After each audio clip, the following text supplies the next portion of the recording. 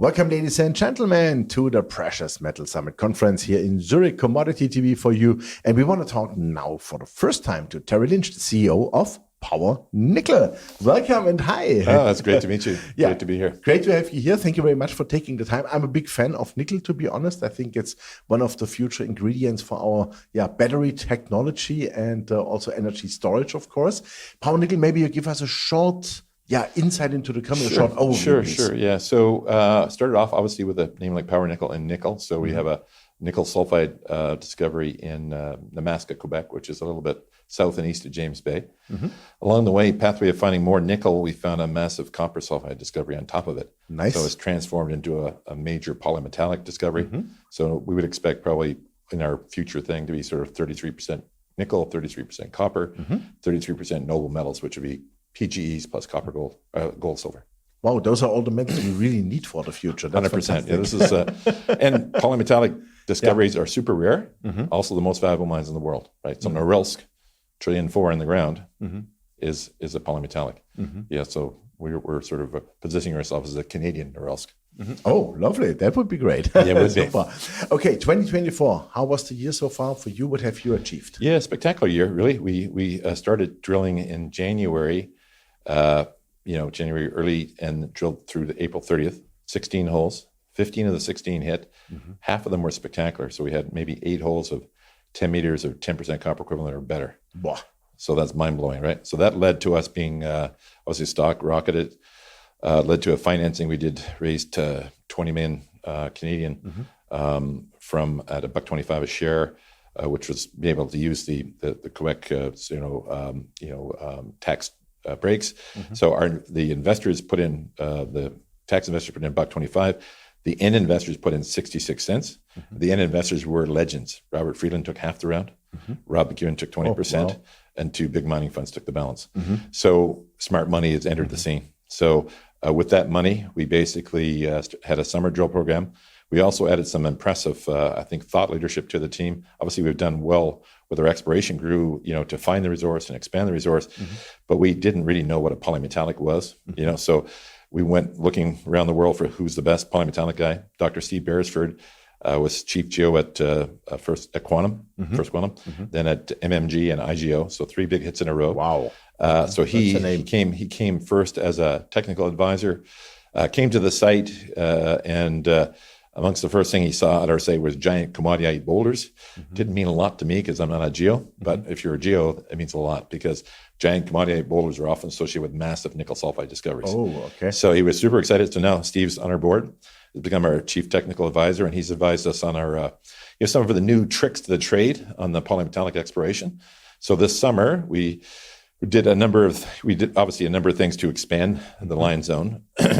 So in the last 3 press releases over the last month, we've had 32 meters of 7% copper equivalent, 40 meters of 4.8%, and yesterday 20 meters of 3.8. Wow. So think about those numbers, and it's growing rapidly. So we've been super busy, and this is we got a tiger by the tail. Definitely. I would say the same. Super. So when we will see the resource estimate, I mean, with those numbers, that must be outstanding.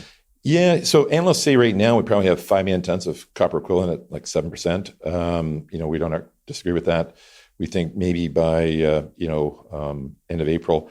Remember, we did that 5 million tons on 10,000 meters of drilling. We're doing 30,000 meters of drilling now over this next course of time. And the step outs, unlike the summer where we were doing 50 meter step outs, we're now doing 150 meter step outs, and they're working. So, could we get to 15, 20 million tons by the end of April of copper equivalent? Could. Possible. Yeah. And the cool thing about these orthomagmatic deposits is that typically for every ton of nickel that you find, or copper that you find, you're going to get 2 to 7 tons of nickel. So that's why this could be sort of Voisey Bay-like in terms of size. And that's, who knows where it stops. So it's, we got to drill it. As you know, it's never easy in this business. But so far, so good. The drill bit's been super responsive and super productive. Okay, super. So maybe you raised already the interest of a bigger industry partner? Yeah, of course. When we were in Beaver Creek just a couple months ago, we probably had as much industry interest as we had investor interest. because these types of deposits can move the dial for the big guys. So certainly we don't need money right now. So they know that we're well funded. We raised the 20 million. We got more money that's come in as well. So we're not currently in the market. And generally stocks move when you don't need money and you got catalysts, right? So we've got tons of catalysts coming. Like every 3 or 4 weeks, we'll have new assays and this news is coming out. So lots of positive news. And we expect, honestly, our view is, and I'm sure every mining CEO will tell you this, we're probably trading at 25 cents on the dollar, what we've already found. But we're just scratching the surface. It's not just what we found, it's what we could possibly find, and how big this could be. So that's why the big boys are at the table and in the data room and stuff like that. But we've got lots of work to do to make this a very valuable acquisition down the road, I guess. That's one of the ways out on this thing, for sure. Absolutely. Super. I saw also something in your presentation about Chile, about a spin-out. What is that? Yeah, so we had, before we bought NISC, we were in Chile. That was we used to be called Chilean Metals. So we have some very large land packages there, some quite interesting projects. And we also had a great package in the Golden Triangle. So they're copper gold exploration, very nice targets. We used to trade at 25, 30 million back when there was an actual exploration season, maybe 8 years ago. Today, we're spinning it off. It's going to be given to our shareholders. We'll keep half in Power Nickel, half to our shareholders. And that'll happen. We're voting on it November 22nd. And it'll happen through plan of arrangement sometime in early December. So if you're a shareholder by early December, you'll get this nice dividend as a free kicker. And at this point, it's just a positive for you. Super, that's interesting. One word maybe to the nickel market, because I think the nickel market is a little bit still depressed, which on the one hand, I can't understand it. I know it's Indonesia, but they are importing from the Philippines nickel. So that's a little bit tricky what they are doing. And I have the feeling sometimes that the Chinese trying to suppress it to hold back our good Western deposits. What's your view on that? Yeah, you know what? It was interesting. I actually had lunch with the Indonesian nickel head when I was in South Korea at a mining conference together, and I spent a bunch of time in Indonesia, so I can speak a little Bahasa. And I feel badly for them in a way, because they're trying to do the best they can for a very challenging resource-rich country. But you got this laterite deposit on the top of a tropical rainforest. It's tough, man. It's practically impossible to do a good job there. It's not about money or will. It's virtually impossible. So dirty nickel is going to be a thing. And there's going to be some people that'll buy it and some people won't buy it, right? So I think that it's depressed the market, right now. And of course, a lot of high grade or high cost nickel mines have been shut down as a result. For us, as a polymetallic deposit, our lifting costs will be less than theirs. So we're going to make money under any nickel scenario. And I also think, I spent a bunch of time in Washington. The U.S. government has woken up to the fact how desperately they are behind in the critical mineral race. And so when the U.S. government, they can be slow, but once they get their mind fixed on something, they get it fixed. So I think they're going to sort out their critical mineral strategy, which includes nickel.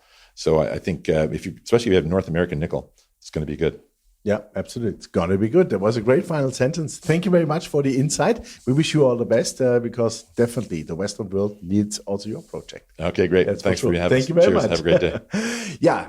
Ladies and gentlemen, you heard it, Terry Lynch, CEO of Power Nickel, a really great, large project and really fantastic values, polymetallic, that's very seldom, lots of nickel, copper, palladium, platinum, etc.